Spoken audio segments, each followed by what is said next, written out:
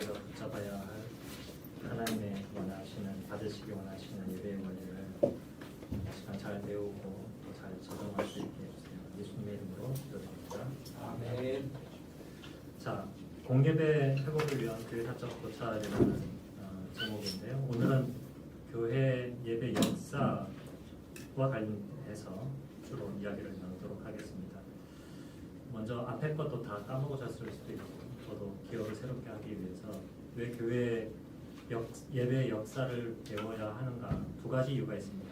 하나는 신구약 성경에 나타나 있는 그 예배의 원리들을 우리가 잘 이해해야 되고 특히 신구약 성경 시대 때 이루어진 예배를 일단 역사를 알아야 되겠고 두 번째는 그 이후에 성령께서 교회 역사를 통해서 변화되는 시대와 환경 속에서 받으시는 예배의 역사를 통해서 오늘날 우리가 하나님께서 우리에게 부여해 주신 예배 속에서 적용해야 할 자유와 또 원리가 무엇인지도 교회 초대교회 이후에 지금까지 역사를 통해서 우리가 배울 수 있기 때문에 성경 시대의 예배와 그리고 성경 이후의 시대의 예배 역사에 대해서 우리가 알아야 할 필요가 있습니다. 그렇지 않다면 그냥 성경에 나와 있는 문자 그대로 이렇게 한다거나 혹은 상관없이 우리 마음대로 한다거나 할 수가 있기 때문이죠.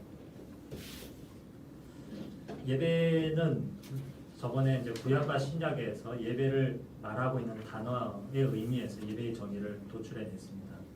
구약에서의 예배의 단어에 유추한 또 인근 성경 문맥에서 도출된 예배는 어떤 것이냐면 하나님 앞에서 자신을 낮추고 복종하고 섬기는 것이 예배입니다.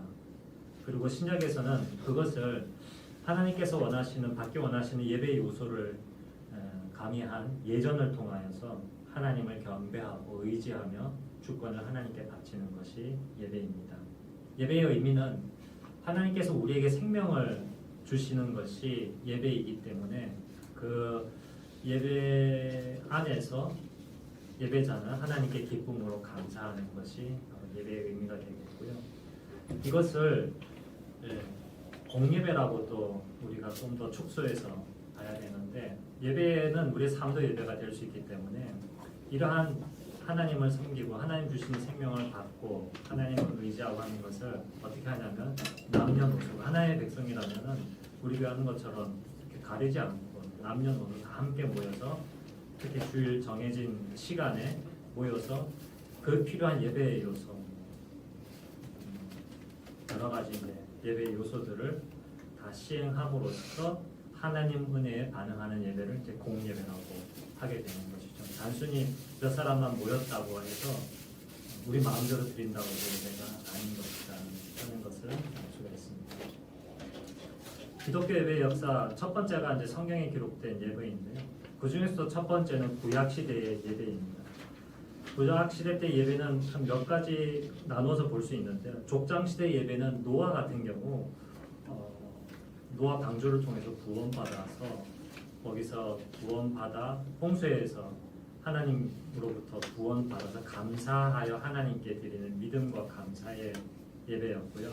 그것이 아브라함, 노아 같은 족장 시대 때 예배였다면 그 이후에 모세 시대 때부터 솔로몬 이전까지 예배는 하나님께서 특별히 언약하시고 임재하시고 또 말씀을 선포하시고 또 복 주시고 함께 먹고 마시는 이러한 것들이 예배 요소가 좀 더 명확하게 수행이 되어졌고요. 그것은 또 특별히 하나님의 뜻을 위에서 아래로 내려주시는 언약과 은혜의 수직적인 요소가 강화되었습니다. 성전 시대로 넘어오게 되면 포로로 이스라엘이 멸망하고 포로로 끌려 나가기 전까지의 예배에는 또 어떤 요소가 더 발전했냐면 하나님이 특별히 임재하시는 성전이라고 하는 특별한 장소에서 하나님께서 있겠다고 약속하시고 예배 받으시겠다고 약속하신 그 장소에서 예배를 드림이었고 거기에 하나님의 임재하심이 분명했고 또 특별한 그 장소에서 예배를 인도하는 제사장 하나님께서 특별한 직분자를 세워서 예배를 인도하게 하셨다 하는 것이 또 솔로몬 이후에 성전시대의 예배의 특징이 되겠습니다. 솔로몬 이후에 이 예배가 예전적인 예배로서 잘 성장하고 그것이 삶과 일치가 되었으면 좋겠는데 솔로몬 이후에는 어떤 일이 일어났냐면 미가서에 잘 나오는 것처럼 하나님이 받으시기 원하시는 제사는 우리의 마음과 또 우리의 삶 이런 것들이 일치가 된 예배를 받으시길 원하셨죠. 그래서 예배의 공간도 있고 제사장도 있고 직분자도 있는데 삶은 하나님을 예배하는 것과 전혀 동떨어진 위선적인 예배여서 그것을 선자들을 통하여서 회개하도록 삶의 예배를 온전히 드릴 수 있도록, 그래서 예전적인 공간에서의 어떤 예배가 삶의 예배를 일치되게 해야 된다는 사실을 가르쳐 주셨습니다. 그런데 이제 이스라엘 백성들이 우상을 숭배하고 하면서 나라도 망하고 성전도 사라지고 폐허가 되어가지고 제사도 드릴 수 없는 상황 속에서 포로로 끌려간 그곳에서 회당이라고 하는 곳에서 이제 사람들이 특별히 무엇을 중심으로 예배를 드렸냐면 하나님의 말씀을 중심으로. 왜냐하면 이제 회개를 해야 되거든요. 하나님의 말씀이 무엇인지를 다시 한번 확인하고 하나님의 말씀이 내 마음에 임하고 또 그 마음에 임한 하나님께 온전한 예배를 드려야 하는 그런 회개의 중심은 바로 하나님의 말씀을 온전히 마음으로 받는 것이고 그것을 실행하는 것이기 때문에 과연 하나님의 말씀을 정말로 믿고 고백하느냐, 신앙의 확인을 이런 것들을 통해서 쉐마라는 통하여서 신앙 고백을 통하여서 또 성경 말씀과 낭독과 그것에 대한 해설, 설교이겠죠. 그리고 기도 이런 것들을 통하여서 예배 가운데 설교가 강화되고 신앙 고백이 강화된 형태가 회당 시대의 예배였습니다. 신약 시대는 그 구약의 예배가 좀 더 완성되어지게 됩니다. 특별히 구약 시대에서의 제사의 개념, 하나님께 제물을 바친다, 피로 우리의 생명을 대속하시고 우리에게 생명을 주실 뿐만 아니라 해당 예배에서의 하나님의 말씀을 가르치는 것을 좀 더 강화하고 이 두 가지가 같이 융합되는 그러한 예배를 신약 시대에 이르러서는 드리게 되었습니다. 그래서 구약의 제사는 예수님의 십자가 보혈과 특별히 성만찬을 통하여서 구약의 제사가 성취가 되고 있고 그것을 성만찬을 예배 속에 도입함으로써 시행하게 되었고요. 그런 점에서 구약의 제사를 성취하고 그 제사 예배를 능가하는 예배가 신약의 예배입니다.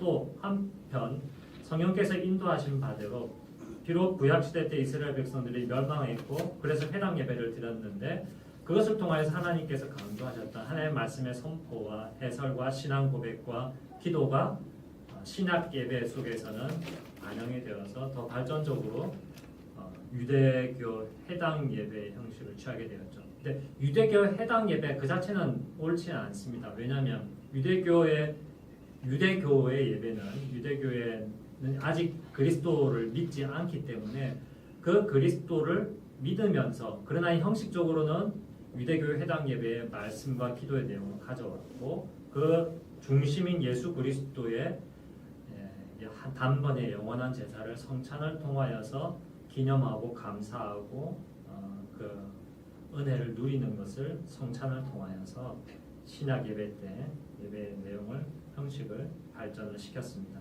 그래서 신구약 예배에 대한 요약을 하자면 구약 예배를 완성한 예배였다. 그 중심은 예수 그리스도였다. 하나님 중심의 예배와 그리스도 중심의 예배가 신약시대 때 성령의 인도하심을 통하여서 풍성하게 누려지게 됩니다. 초대교회 예배인데요. 이걸 지난번에 우리가 얘기를 했었습니다. 초대교회 때의 예배의 모습을 한번 잠깐 살펴보겠습니다.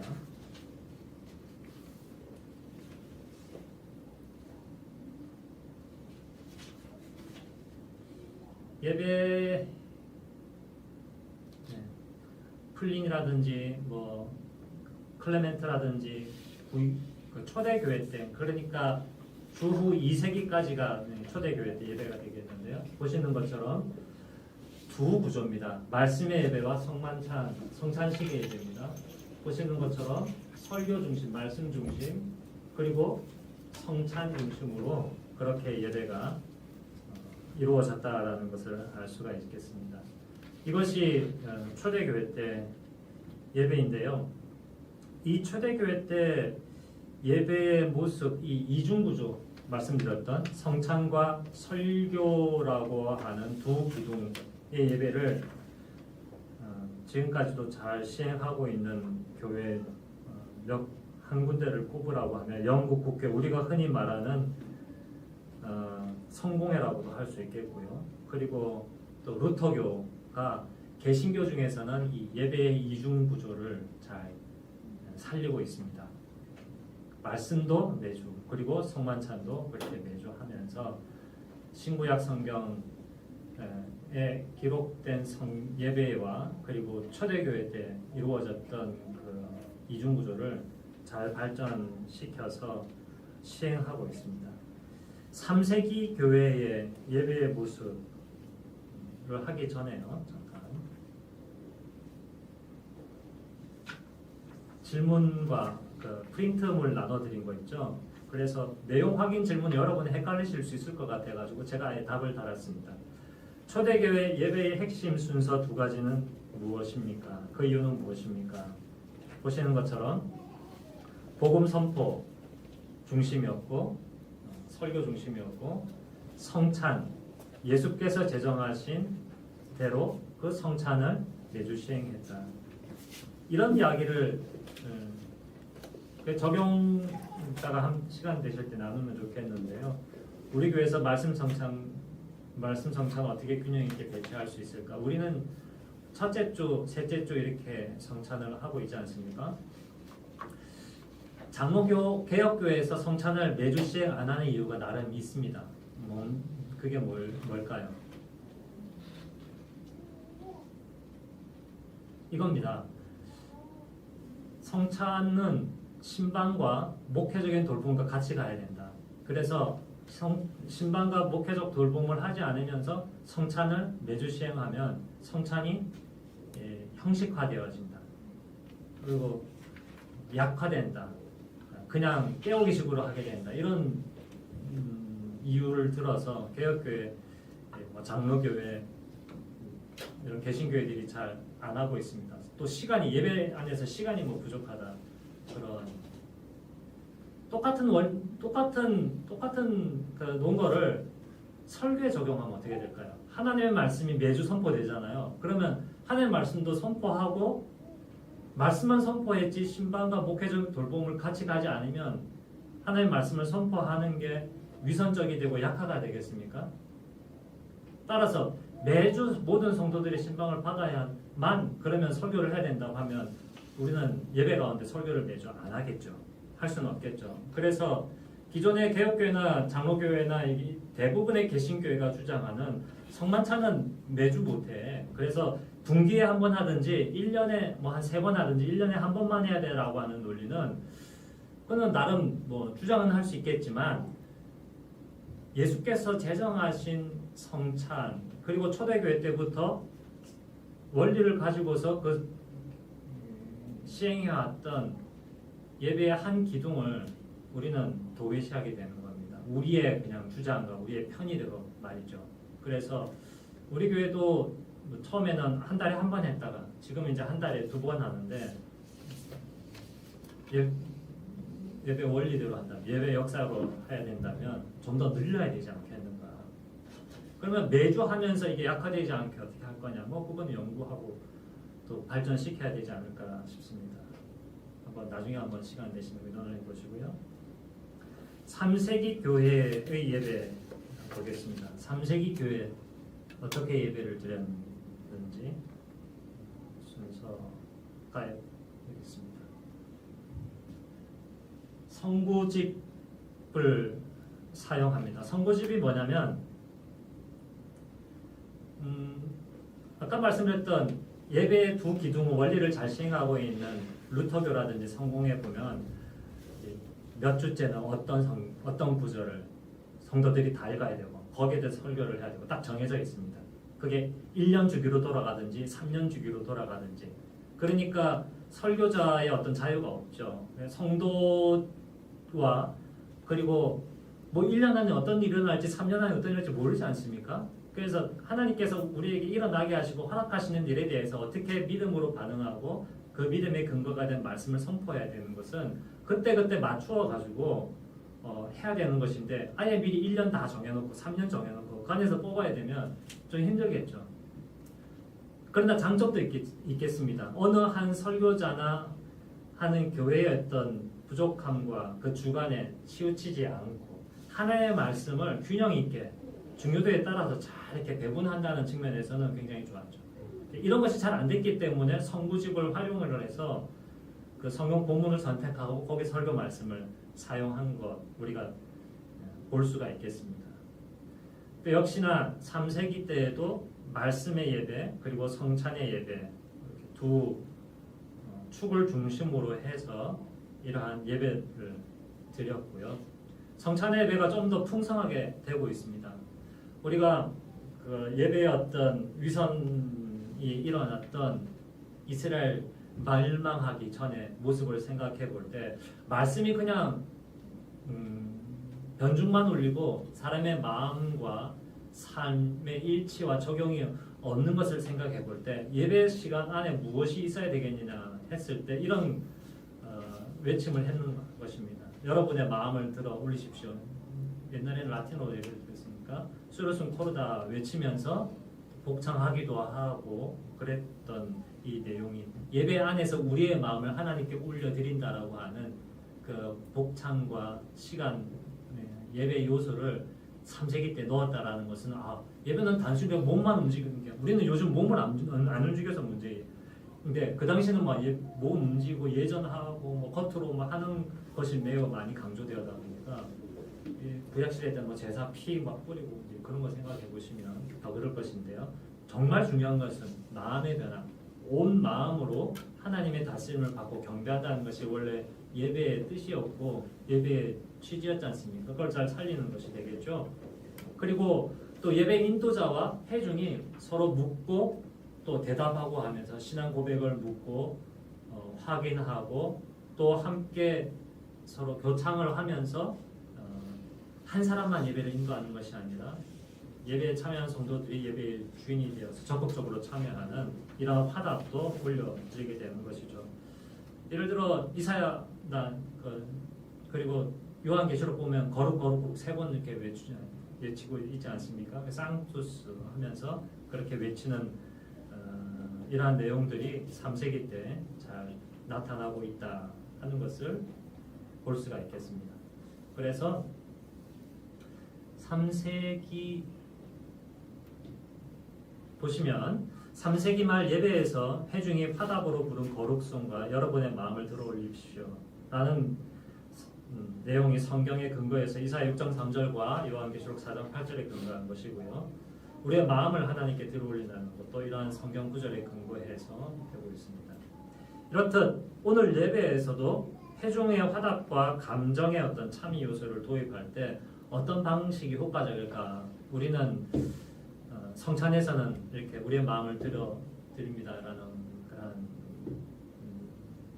복창은 하고 있지 않은데요. 성경 읽을 때 성령께서 우리의 마음에 열어주시기를 등과 같은 이야기를 하는데 계속 그것만 계속 틀에 박힌 것만 하면 우리의 마음이 그냥 쑥 지나갈 수 있기 때문에 좀 생각을 해봐야 할 부분이지 않을까 싶습니다. 그 다음 4세기 교회의 예배가 어떤 것인지 보도록 하겠습니다. 4세기 때는 여러분 4세기 하면 뭐가 생각이 나십니까? 4세기는요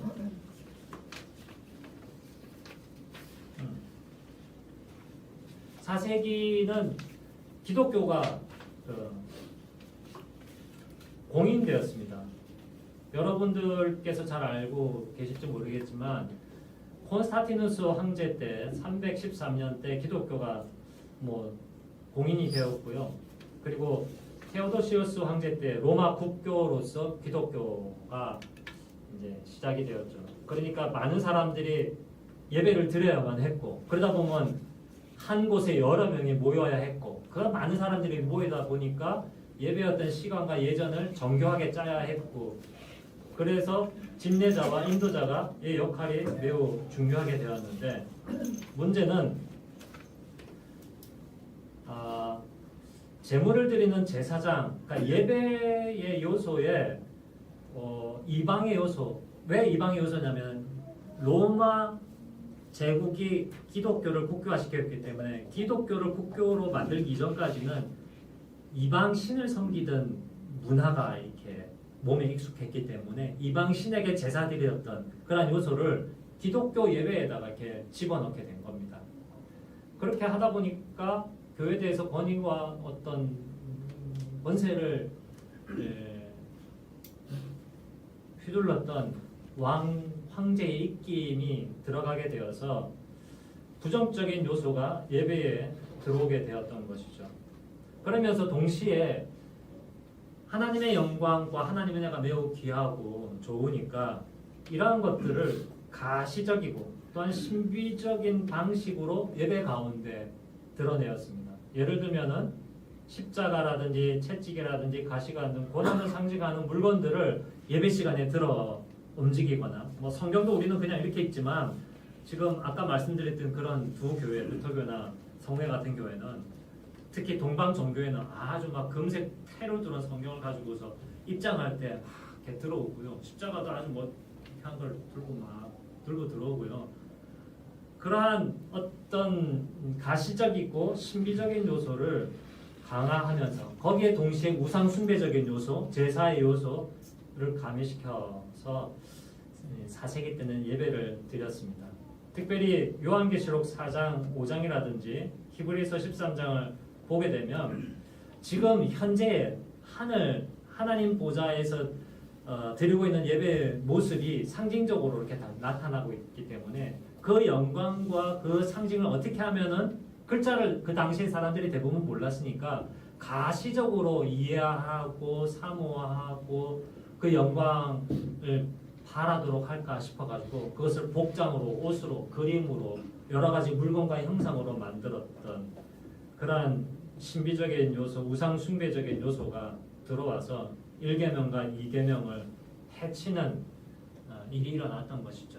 이걸 뒤집어 보면 긍정적인 요소도 있습니다. 하나님의 영광, 천상의 예배의 그 아름다움을 사모하면서 그 간절함으로 오늘 우리가 예배를 드려야 된다. 우리는 가난하고 뭐 로마 제국의 지배를 받는 정치적으로 억압을 받고 살아가고 있으나 우리는 하나님의 백성, 아까 목사님 설교하신 것처럼 하나님의 자녀가 아니냐, 이 영광을 잘 드러내자 하는 것, 그 열심을 예배 속에 녹여내었다.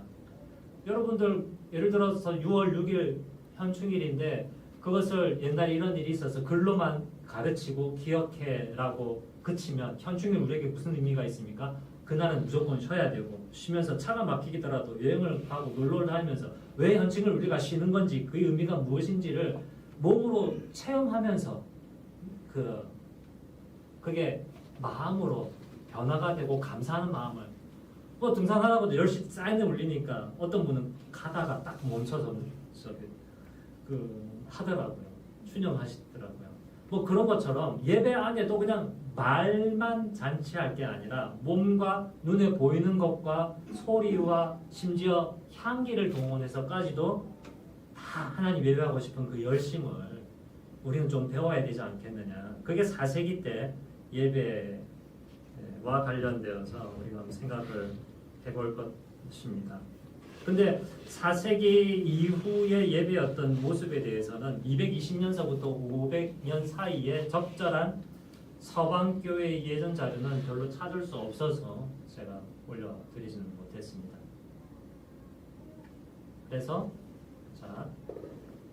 4세기 교회 예배 313년 이후 콘스탄티누스 황제가 기독교를 인정해준 이후에 동서방교회 예배 형식은 어떻게 달라졌으며 그 이유는 동방교회는 매우 예전 중심으로 가시적인 걸로, 서방교회는 어떻게 합니까?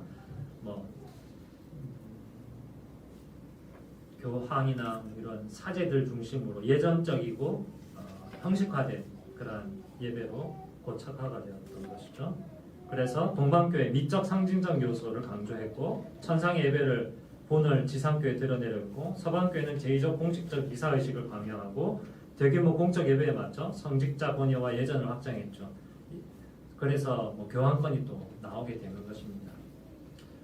왜냐? 기독교 공인 때문에 공적 예배당으로 전환되고 외형적 위용과 천상 공복의 욕구를 드러낼 수 있는 여러 여건들이 많이 공급이 되었기 때문인 것이죠. 자, 그러면 네 번째 중세 로마 교회 예배가 어떤 것인지 한번 보도록 하겠습니다. 중세 로마 교회는 예배는요, 로마 천주교는 예배라고 부르지 않고 미사라고 부릅니다. 우리는 뭐 개신교가 예배 월십이라고 한다면 천주교는 미사 메스라고 하면서 둘 다 옳은 건 아닌데, 개신교의 예배는 말씀 중심으로 좀 이렇게 가고, 천주교의 미사는 제사 중심의 성체 성사, 그러니까 우리로 치면 성만찬 중심으로 이렇게 그 중심으로 가고 있습니다. 그래서 예배를 부르는 용어도 개신교는 예배, 천주교는 미사 이렇게 되는. 1500년경에 사회된 예배 예전 보면은 예전의 순서가 30개가 넘습니다. 일부만 다 빼어가지고 보면 성찬식, 성체성사 중에서도 굉장히 복잡합니다. 제물을 받아주십시오. 첫 번째, 두 번째 기도, 제물을 받아 세 번째 기도, 제물을 바치고 여러 가지 행동과 순서들이 매우 많이 들어가 있습니다. 문제는 뭐냐? 왜 이렇게 했느냐와 문제가 같이 연결되어 있습니다. 천주교의 예배는, 천주교의 특별히 성체성사는 그 빵과 포도주가 본질적으로 예수 그리스도의 몸과 피로 변한다고 생각을 하고 있고, 그것을 먹고 마시면 진짜 예수 그리스도의 몸과 피를 먹고 마시기 때문에 믿음이 있건 없건 마음이 어떠하건 상관없이 그 자체를 먹고 마심으로 하나님의 은혜가 기계적으로 내 몸과 삶에 자동적으로 임하는 겁니다. 그래서 믿음을 묻고 확인하는 것보다 이것에 참여할 수 있는 거냐, 사람이냐 아니냐를 확인을 하고, 또 거기에 참여하게 되면 그 은혜를 기계적으로 자동적으로 누리기 때문에 이러한 성찬식을 매우 강조했고, 따라서 동시에 믿음이 사라진다까지는 아니고요, 믿음에 대해서 그 중요성이 많이 떨어지게 되는 그러한 단점이 생겨나게 되었습니다. 그래서 보시게 되면 중세 로마 교회 예배, 중세 로마 미사에서 회중이 수동적 방관자로 전락하게 된 주요 원인은 예배 참여자보다 그 기계적으로 은혜를 수여하는 사제가 매우 중요했기 때문에, 또 사제 중심으로 예배를 드리다 보니까 일반 대중이 알아듣든 못 알아듣든 그것을 더 거룩하게 보이고 좀 더 그 정교한 언어로 예배를 드려야 했다고 생각을 했기 때문에 라틴어를 사용을 했고, 대부분의 민중은 예배에 참여한 사람들은 이게 무슨 말 하는지 모르면서 예배에 대다수가 참여했던 것입니다. 성경도 자기네 나라 말로 된 성경이 없었고요. 그래서 특별히 포도주 같은 경우는 예배에 참여하는 성도들이 받지를 못했고 그냥 구경하는 구경꾼으로 전락하게 되었고, 점점 미사는 신비적, 제의적 요소가 강조되고 우상 숭배처럼 되어져 갔습니다. 그렇다면 오늘날 개신교는 그러한 단점이 없겠는가? 개신교 예배도 형식주의에 늘 빠질 수 있기 때문에, 우리 교회 역시 마찬가지이기 때문에 그렇지 않으려면 어떤 실천을 강화해야 되겠는가 한번 생각을 해봐야 되겠죠. 교회 역사에 기록된 5번째 시대적으로 와서 종교 개혁자들의 예배가 있습니다. 개신교의 이제 뿌리가 되었죠. 자, 첫 번째로 볼 것은 루터입니다. 이 루터의 예배의 특징은 하나님 말씀에서 하지 말라고 금지하지 않으면 웬만하면 다 한다는 것입니다. 그래서 루터의 예배는 로마 천주교의 미사의 그러한 형식과 내용을 많이 가져옵니다. 그럼에도 불구하고 예수 그리스도께서 십자가에서 제물로 변한다는 그 사실은 거부하고 있는 것이 로마 천주교와의 큰 차이점이 되겠습니다. 그러면서 그로 인하여서 동시에 만인 제사장론을 주장하면서 약간 예배를 인도하는 직분자의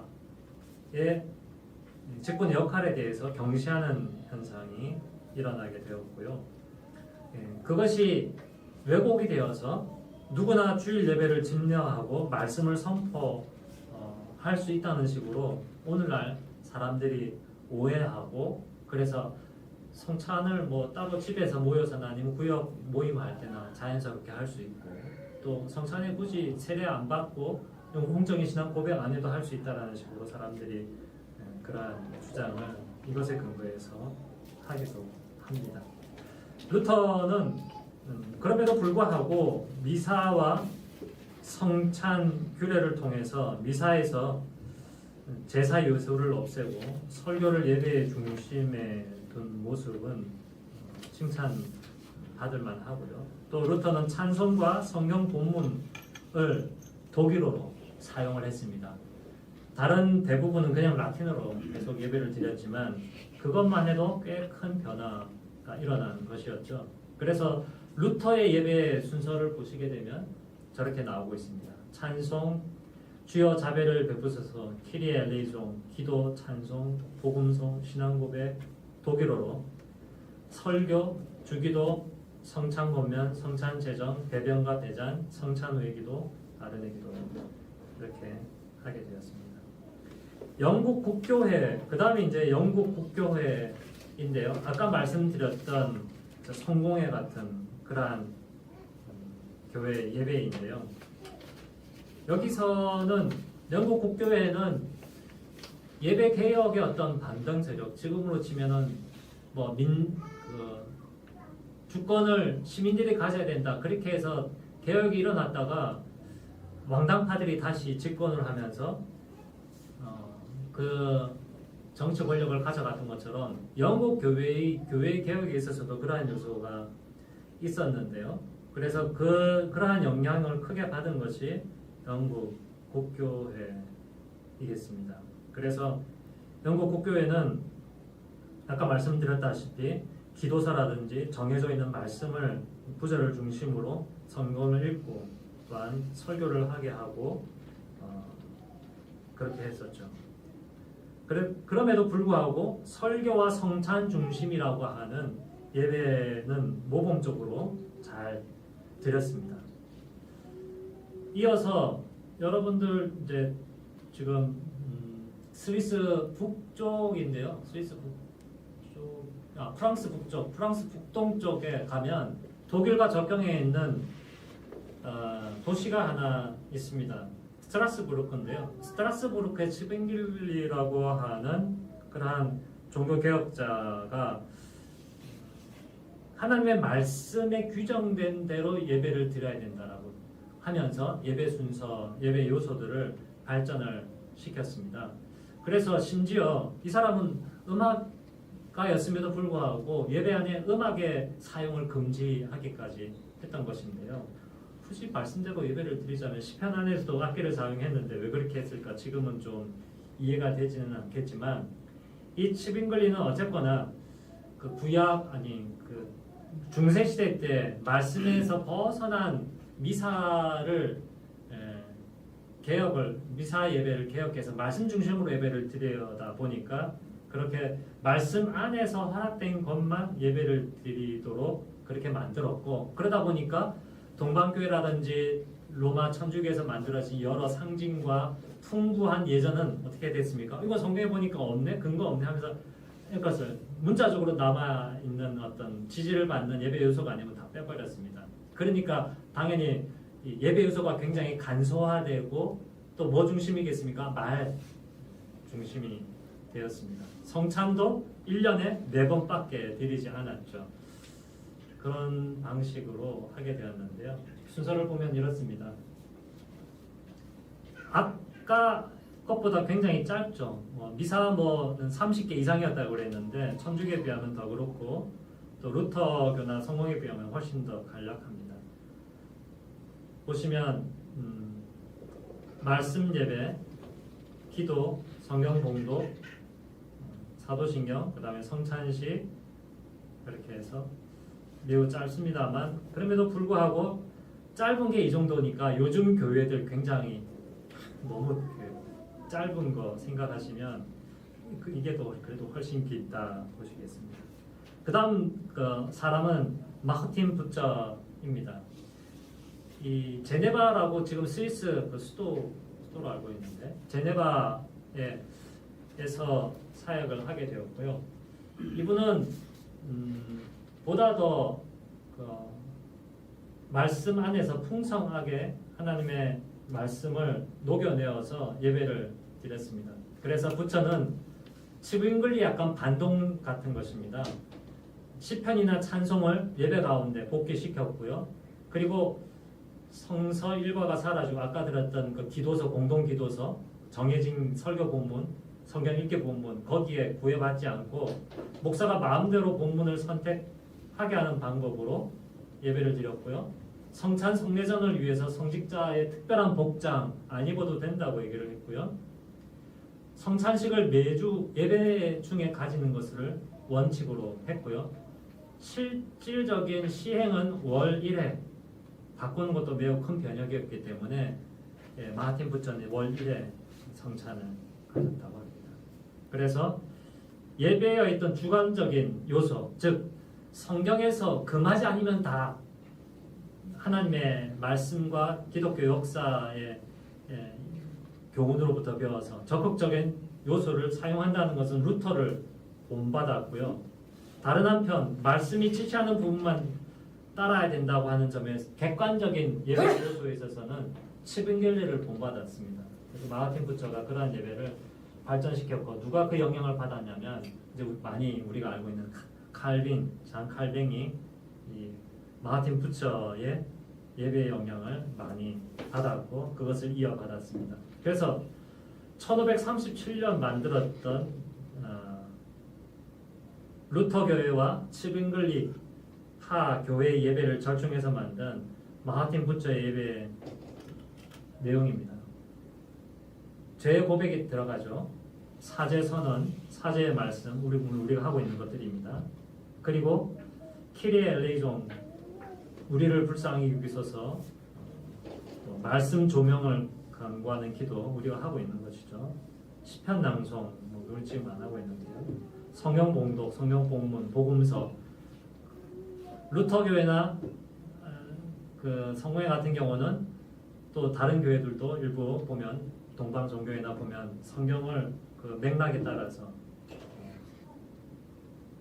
오경이라든지 복음서, 서신서, 예배 순서 안에 성경을 쭉 읽습니다. 이렇게 그런 것도 마하틴 부처가 행했습니다. 왜냐하면 설교는 마음대로 해. 그렇다면 뭐가 있어야 된다는 겁니까? 균형 있게 중요함을 따라서 읽어야 될 것은 읽어야 된다. 특히 어느 순간에 알아서 읽을 게 아니라 예배 가운데 읽어야 된다. 그래서 그러한 순서들이 들어갔다는 것이죠. 그렇게 말씀 중심의 예배를 풍성하게 드렸고 성찬의 예배, 부제헌금으로 시작해서 기도, 주기도, 권면, 분변과 분잔 이런 것들을 했습니다. 칼빈은 이것을 잘 시행했다라고 보시면 되겠고요. 칼빈의 예배에 대한 기여는 저는 이거라고 봅니다. 말씀 중심이고 실용적이었는데 어떤 예배가 좋은 예배인지를 판단하는 기준을 칼빈이 제시했습니다. 어떤 예배가 좋은 예배냐? 어떤 예전 부자든지 치빙글리든지 동방 종교든지 기타 등등 조금 좋은데 결과적으로 어떤 것을 통해서 알 수 있느냐? 그 예배를 드려서 하나님에 대한 사랑과 충성이 늘어났느냐? 증진했느냐? 성도 각 개인의 삶에 있어서 돌아갔는데 일주일 동안 내가 살면서 하나님을 더 경외하고 사랑하게 되었나? 그 은혜에 감사하면서 순종하며 살아가도록 예배가 원리를 제공하고 힘을 주고 위로하고 격려해 줬느냐? 하나님의 영광을 잘 보여줬느냐? 하는 것이죠. 그것을 가지고서 좋은 예배냐 좋지 않은 예배냐를 이렇게 판단을 했습니다. 물론 예배만 갖고 다 그렇게 되는 건 아니지만 가장 중요한 것이 예배이기 때문에 예배가 온전히 드려졌느냐는 하나님의 헌신과 이웃을 향한 사랑이 증진되었느냐 되지 않느냐를 보고 예배가 제대로 된 예배냐 아니냐 판단할 수 있다. 뒤집으면 뭡니까? 우리가 어떻게 예배를 온전히 드려야 되느냐? 결과를 생각하면서 하나님을 경외하고 이웃을 사랑하는 인생이 되도록 만들게 하는 예배로 되도록 예배를 디자인하면 되는 것이죠. 말씀의 원리를 따라서. 그런 좋은 통찰력을 칼빈이 제공했고 이것은 우리 개인적으로도 해야 됩니다. 교회가 공동체적으로도 생각을 해봐야 되겠으나 우리가 각자 개인적으로도 나는 오늘 예배를 어떻게 드렸느냐 그리고 그 결과가 무엇이냐를 따라서 교회가 어떻게 예전을 준비하고 준비했느냐도 중요하겠지만 내 개인이 그 안에서 어떻게 예배를 준비하고 예배를 실천했느냐를 가지고서 해야 되겠죠. 오늘 뭐 온라인 예배냐 아니냐 뭐 따질 수도 있겠지만 성찬 중심의 예배라면은 그 예배를 그 온라인에서 예배가 드릴 수 없기 때문에 온라인 예배는 어떻게 보면은 이 예배학적으로 보면은 온전한 예배는 아닌 것이죠. 그래서 온라인 예배냐 뭐냐 현장 예배냐 그것을 따지기 이전에 그러나 그보다 훨씬 더 중요한 상위는 뭐냐 하나님께 감사하고 하나님을 경외하고 이웃을 사랑하는 삶을 살아가는 예배를 내가 개인적으로 예배를 통하여서 그 삶을 살고 있느냐 하는 것이죠. 나는 뭐 온라인 예배도 안 드리고 가장 좋은 예배가 현장 예배니까 와서 52주 예배 한 번도 안 빠지고 예배 다 드렸다. 그래서 난 예배를 잘 드렸다. 아닌 겁니다. 그건 아주 소극적인 기준이에요. 정말 적극적이고 정말 필요한 기준은 뭐냐? 난 예배를 좀 빠지기도 하고 온라인 예배를 드리기도 하고 이런 형편에 따라서 뭐 바쁘고 몸이 아프고 따라서 예배를 잘 참석도 못해. 그러나 어떻게 하든지 내 삶에서 하나님 사랑하고 이웃 사랑하고 하나님 믿고 의지하는 삶이 그리스도를 닮아가는 인생이 점점 자라가고 있어. 그 능력을 누리고 있고 감사하고 있고 그것을 열매를 사람들과 나누고 있어. 그게 예배를 잘 안 드리는 사람은 그렇게 결코 살아갈 수가 없습니다. 예배를 잘 드리는 사람이라면 이렇게 살 수 있고 그래서 우리 개인의 예배를 이런 칼빈의 어떤 평가를 통하여서 잘 생각을 해봐야 됩니다. 그리고 칼빈이 예배에 있어서 기여한 점 두 번째는 저는 이렇게 봅니다. 예배의 개혁과 성장은 그냥 일시에 확 혹은 교회가 주도적으로 확 한다고 되는 게 아닙니다. 점차적으로 말씀의 기준에 따라서 한 발자국 한 발자국 진보해 나가야 되고 두 번째 루터가 그래 했듯이 사람들이 알아들을 수 있는 말로 자기 모국어로 우리는 지금 우리말 다 알고 있으니까 거기에다가 또 뭐 해야 되느냐 가르쳐야 된다. 예배가 우리가 지금 1년 동안 계속 하듯이 어떤 예배가 좋은 예배고 예배를 왜 이렇게 드려야 되는지를 알려주고 가르치고 서로 나누고 공유하면서 예배를 발전시켜 나가야 된다. 이게 칼빈이 주장했던 바입니다. 그래서 두 번째로 우리가 배워야 될 것이고요. 그래서 칼빈은 어떻게 예배 드렸느냐? 이런 말씀의 예배, 성찬식의 예배, 예배의 이중구조를 따라서 예배 내용을 이렇게 발전시켜 나갔습니다. 부처보다는 많이 간략하죠. 그렇죠? 칩잉글리 쪽으로 약간 갔으면서도 중심은 부처의 어떤 중심을 잘 가지고 있는 것을 볼 수가 있고 제가 이거 다시 또 보다 보니까 칼빈이 가졌던 그 예전 만약 이대로 그대로 시행을 했다고 하는데 저는 기록만 보니까 이대로 했다면 우리 교회 예배보다는 굉장히 간략하고 짧습니다. 여기에 뭐가 없습니까? 목회기도 없죠? 뭐 입장도 없고요. 그리고 또 뭐가 없습니까? 여러 가지 뭐 마음을 성령님을 부른다 이런 거 없습니다. 그래서 우리 예배 순서가 훨씬 짧아질 수도 있겠다. 그렇다고 해서 칼빈의 예배 예전이 또 완전한 건 아니기 때문에 참고는 해야 되겠죠. 이렇게 종교개혁자들의 예배의 원리들을 한번 생각을 해봐야 되겠고 칼빈을 넘어서 그 다음 이제 영국 청교도들의 예배를 한번 생각을 해보는데요. 청교도들은 시간이 좀 많이 가긴 했지만 10분 안에 오늘 그냥 개는 없이 그냥 강의로 그냥 끝내겠습니다. 존 낙스 측은 칼빈의 예배서에 가까운 예배를 사용하기를 희망했습니다. 그런데 이어서 영국 교회는 예배 모범을 웨스트민스터 회를 통하여 발전시켰는데요. 그런데 이것은 약간 정치적인 성향에 강했기 때문에 실질적인 영향력을 이 웨스트민스터에서 결의한 예배 모범의 실질적인 영향은 200명이 넘게 발휘하지 못했다는 것이 예배학자들의 평가입니다. 그럼에도 불구하고 장로교 예배에는 지대한 영향을 끼쳤고요. 특별히 어떤 점에서 그럴까요? 삼위 하나님을 하나님 중심으로 하는 예배, 그리고 하나님 말씀을 성실하게 설교하는 예배인데 중요한 것은 예배 이중 구조를 잘 이어가지 못했습니다. 성찬 중심의 예배 이중 구조. 종교 개혁자들도 칼빈도 그렇고 루터도 그렇고 스빙글르도 그렇고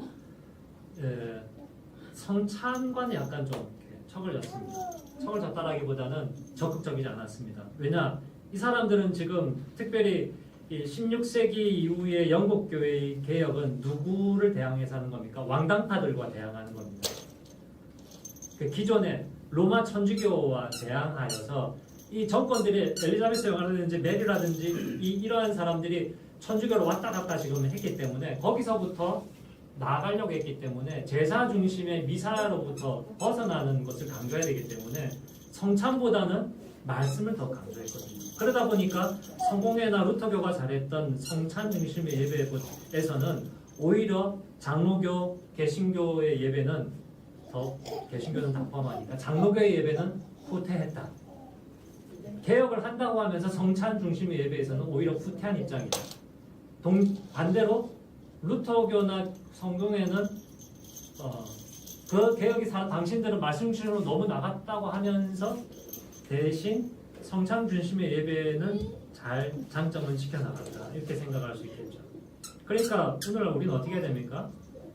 웨스터민스터 예배본부의 영향을 받아서 말씀 중심 예배는 잘 발전시키는데 성찬 중심의 예배는 많이 축소되고 제한되어 있기 때문에 이것을 더욱 적극적으로 시행해 나가야 되겠다.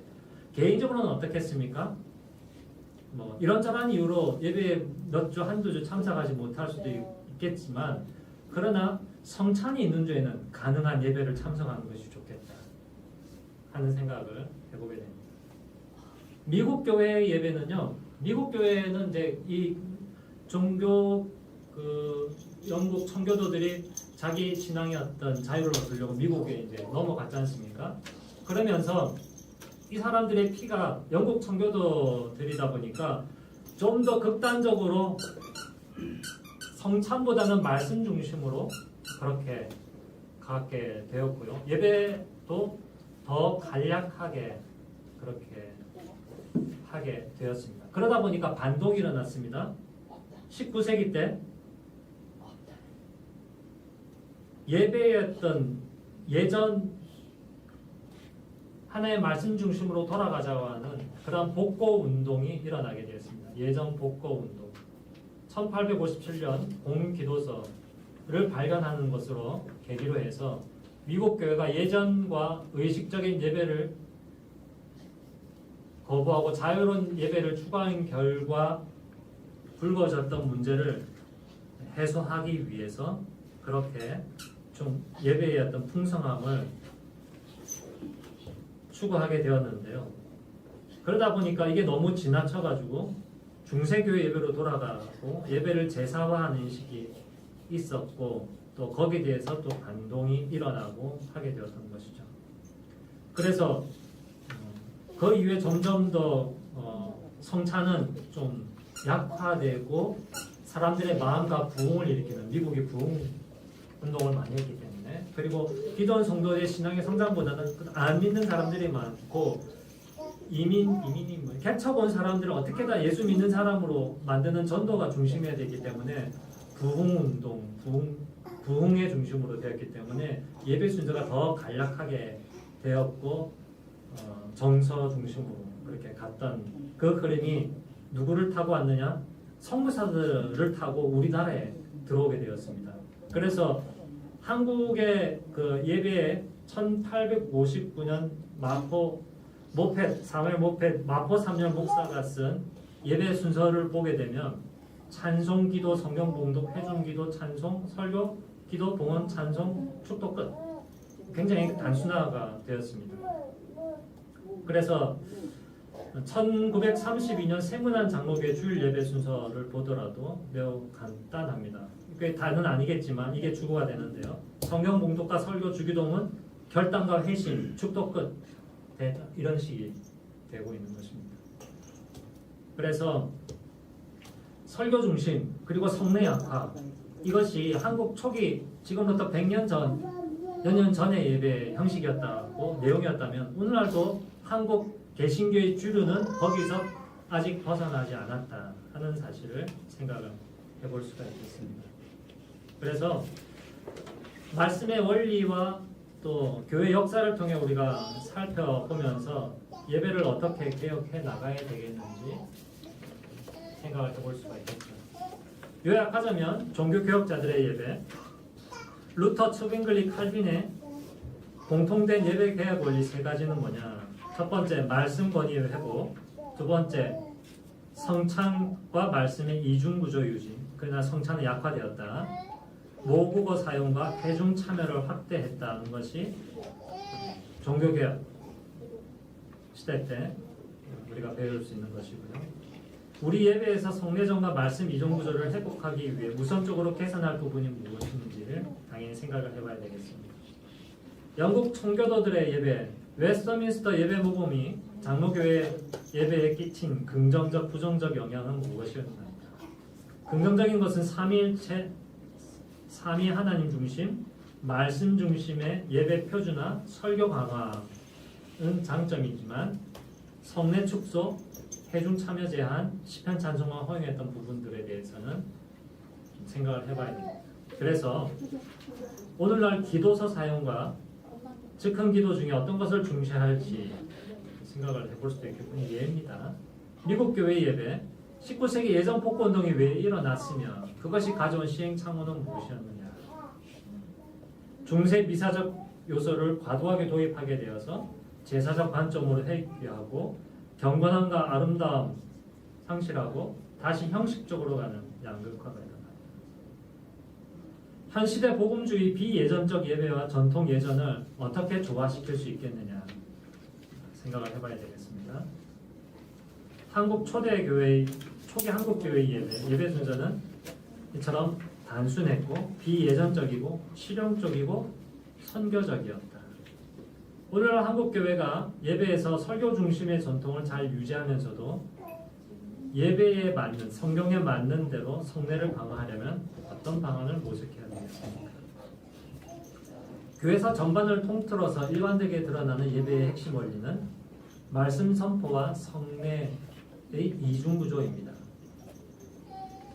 따라서 이 원리를 따라 앞으로 교회 예배 개혁 방향성을 어떻게 설정해야 될지 생각해야 되겠고요. 아까 말씀드렸다시피 칼빈을 생각해 보면서 어떤 예배가 좋은 예배냐, 그 좋은 예배를 어떻게 만들어 갈 수 있느냐를 우리 교회 마곡장로교회 공동체 차원으로 또 성도 각자 개인의 차원으로 생각을 해봐야 됩니다. 그리고 실천해야 되겠죠. 이렇게 마치도록 하겠습니다. 기도하겠습니다. 하나님 아버지, 교회 역사를 통하여 예배가 말씀과 성례 중심으로 발전되어 오기도 하고 혹은 퇴보되어 오기도 하고 어떤 것은 강조되고 어떤 것은 무시되어 된 것을 이 시간 확인했습니다. 사람의 존재는 오늘 하루만 살아가는 것이 아니라 수백 년, 수천 년 이어져 온 과거의 존재와 함께 서 있는 것이 오늘 우리 자아의 본 모습이기에 이 자리, 이 공간, 이 시대만 한정해서 하나님을 예배하는 것이 무엇인지를 생각하지 않고 성경 원리와 성경 시대의 예배 역사와 그 이후에 오늘 이르기까지 성령 하나님께서 허락하신 예배의 역사의 모습들을 보면서 장단점을 비교하면서 하나님께서 원하시고 받으시기를 원하는 예배가 무엇이며 그 가운데서 우리에게 부여하신 자유가 무엇이고 이러한 것들을 함께 사용해서 어떻게 해야 하나님을 경외하고 이웃을 사랑하고 하나님을 의지하고 하나님의 영광을 기뻐하는 우리 개인의 삶을 만들어야 될 것인지를 우리가 결과물로 나타낼 수 있게 하여 주옵소서. 과거에는 우리가 이런 것들을 알지 못했으나 이제는 여러 교회의 하나님께서 허락하신 풍성한 자료들과 신학자들과 목사들의 노력을 통하여서 우리 일반 성도들도 이러한 교회 역사와 원리를 알 수 있게 해 주셨습니다. 한 부분에 치우치지 않고 성령 하나님과 성령께서 사용하신 역사와 또 예수님께서 가르친 말씀을 이용하여서 우리가 온전히 하나님을 예배하고 또 하나님 주시는 생명을 예배를 통하여 받고 이 세상을 살아갈 수 있게 이러한 예배의 역사, 예배의 원리를 잘 사용할 수 있게 하여 주옵소서.